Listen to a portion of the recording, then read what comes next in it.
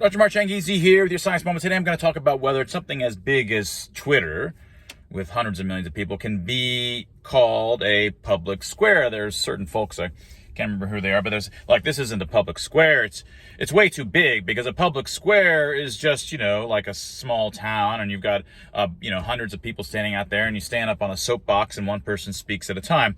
Now, this is a highly literal interpretation of public square, and it, I think, completely misunderstands the point. Now, part of the motivation for this is that, hey,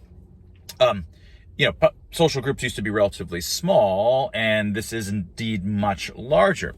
And what happens when you have small social networks? I mean, historically in tribes, of course, we were small social networks, and that was it. But for long periods of time, when we've lived in societies where we've in fact used the notion public square, it wasn't in fact just townsfolk standing around in the square with people on soapboxes. Sure, hierarchically at the bottom level, you would have those kinds of conversations, and just conversations in bars, and it was a hierarchical thing. So at the leaves of the hierarchy are these groups that locally communicate and discuss and debate, and they carry out all the discussions, and they come to some kind of conclusion. But some representatives from those groups, either they're elected representatives or they're travelers, they sometimes connect different groups. And so there will be sometimes debates amongst the folks that are from neighboring counties that occur through fewer interactions, but those folks often in debate. And maybe they're the local senators, the equivalent of that. And then, of course, you have hierarchically higher levels still, where there's connections, where there's debates going on. And so there would still be hierarchical levels of debates and discussion and argumentation that would occur by virtue of many mechanisms, sometimes via elected officials, sometimes by different tiers of newspaper, the local, the intermediate level newspapers, the nationwide newspapers, and these sorts of things. All of these things provided a kind of connectivity between the individual level people having their arguments mostly at the local scale, but they would be pooled all together in a hierarchy by virtue of these sort of tiers of connectivity that connect them. And so the public square really can refer to the entirety of this. And of course, it has structure to it. It's not just a bunch of, 100 million people flat, all interconnected. And neither is Twitter. Right? Twitter has tremendous, any kind of large social network will have tremendous hierarchical structure of this kind.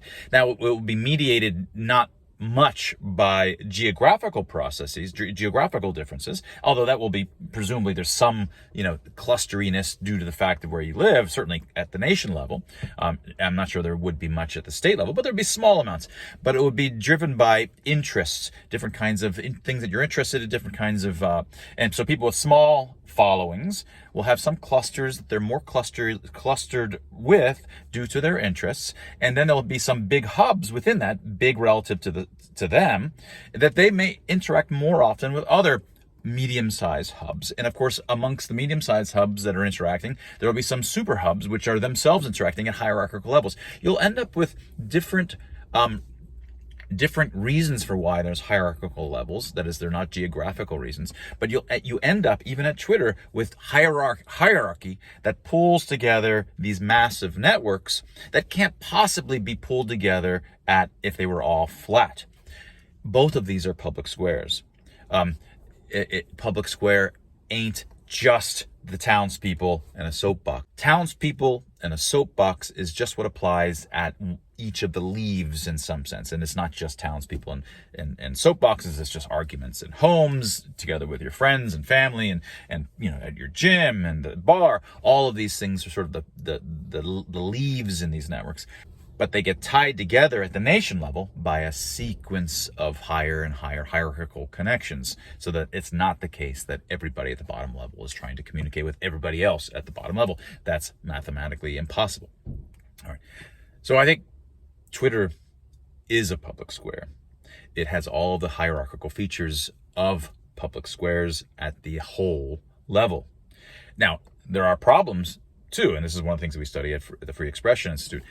There are problems with a public square of this internet kind where there's emotionally expressively weak and unable to express the kinds of things we do in normal life.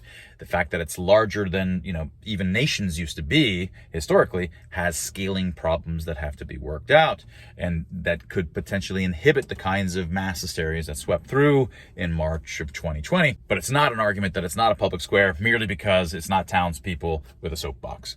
And that was your science moment.